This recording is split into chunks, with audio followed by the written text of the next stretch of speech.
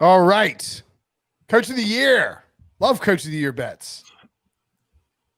Why? Because there's tons of value on them. Like the favorite starts at 10-1.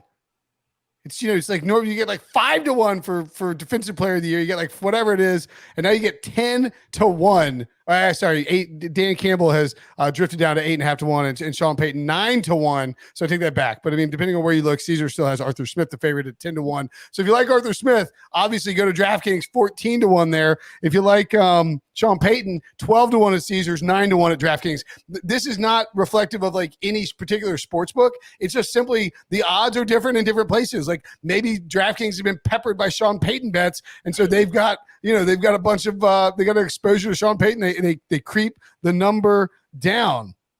So Emory, your favorites, long shots, or just anybody you think is worth discussing in this context. I feel like Dan Campbell could swing this to the negatives to a heavy favorite if they just let him coach on the sideline with his Ford 6500 truck with drinking a liquid death in a black T-shirt, right? They just let him just be Dan Campbell. But my favorite is kind of tied to my rookie of the year because they tend to be one and the same. We've seen this happen before. Shane Steichen will be my pick for coach of the year, my favorite, because I expect them to have success. I expect them to win the division. I expect Anthony Richardson to play well. He's going to get the credit for help developing the raw rookie out of Florida. They're going to have a lot of offensive success. I like Steichen to win it. My mid-tier guy, kind of what you talked about earlier, Will, you kind of laid it out perfectly for Sean Payton.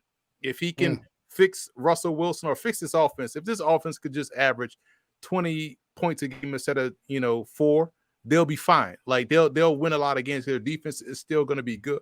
He's going to have some guys that's going to step up and make plays like Jaleel McLaughlin, rookie running back out of Youngstown State, formerly of Notre Dame College in Ohio. So he's someone I think is going to make the roster. And Sean Payton always has these guys that come out of nowhere and have success.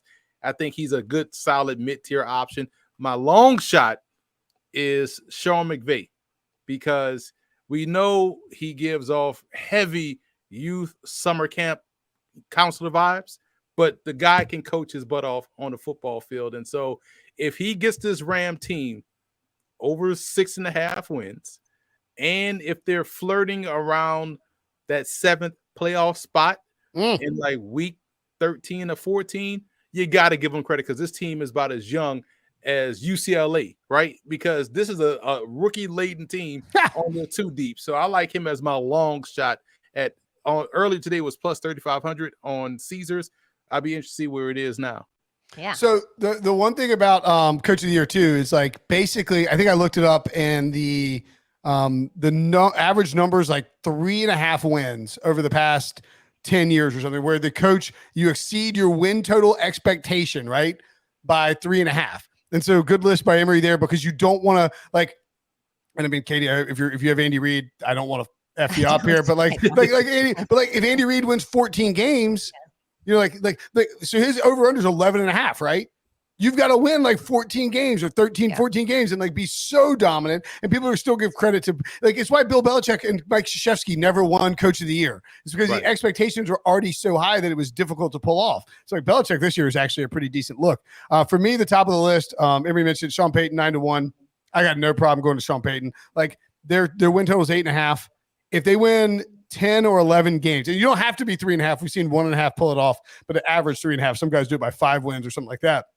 In fact, Brian Dable 2 last year, Mike Vrabel 2.5 over their expected total, Kevin Stefanski 2.5, Harbaugh 5.5, Nagy 4.5, McVay 5, Jason Garrett 4.5, Ron Rivera 6.5, Bruce Arians 3.5, and Rivera 5. So like that's the range you need to be in for your win, like to exceed your win total expectation. I think Sean Payton can clearly do that. We've seen the success he had in New Orleans. He doesn't have to win the division. If Russell Wilson is a lot better, Sean Payton's going to get a lion's share of that credit. I think Frank Reich 25-1. I know I'm just all over the Panthers here with Bryce Young at 5-1, but like if Frank Reich wins that division, that's why Arthur Smith's 14-1 or 9-1, depending on where you look. If Frank Reich wins that division at 25-1 with a rookie quarterback in his first year, he is getting love for this award. And then for the same reason, I like McVay as well. I actually went with Mike Vrabel at 35-1 instead, though, just because I think the people are so down on the Titans that if Vrabel has a good year, you could see the Titans like if Vrabel coaches this Titans team up that everybody's out on, and they win 10 games, like when they won the number 1 seed or whatever. Like I think that is a good look as well. I like those. And I agree with you guys that this is definitely a narrative based awards, and the best coaches aren't even going to be in consideration, even though maybe they should. I like Chicago. Again, I like Eberflus at plus 1,300. I believe there it looks like he's 11-1. I feel like also rookie head coaches are favored on this a lot. Dable took home the honors last season, making him the 9th since 2000 to have a rookie head coach win that award. Eberflus, his first year with the Bears couldn't have been worse, like an utter disaster, the worst record in the league. However, if he can turn this around, which I think that they can, I think that he has a good chance of winning this. I mean, they really did well with the draft capital from dealing their number 1 overall. They added those pass catchers. We already talked about this when I was talking about Fields a little bit earlier. I think that Chicago can win the NFC North. And if they do, and they do a little bit better, coming from the worst team to now all of a sudden a good team, I like Eberflus there. I also like Robert Saleh, of course, at plus 1,600. Can't see exactly where he is there on this list. But look, the Jets have been a poverty franchise for a very long time. Robert Saleh comes in. They have a decent year last year. Now you get Aaron Rodgers. Let's say they go as far as I think they can go. Robert Saleh is kind of a good pick for that. And then, Brinson, we're high on DeMeco Ryans. It's a little bit concerning how many injuries the Texans have going on right now in the preseason. But DeMeco Ryans at 20-1 or wherever he is here, I think is going to be a good bet if the Texans do come out and have a good year. DeMeco Ryans 25-1. I actually don't see. Oh, Saleh's 16-1. Sorry, I didn't even see that.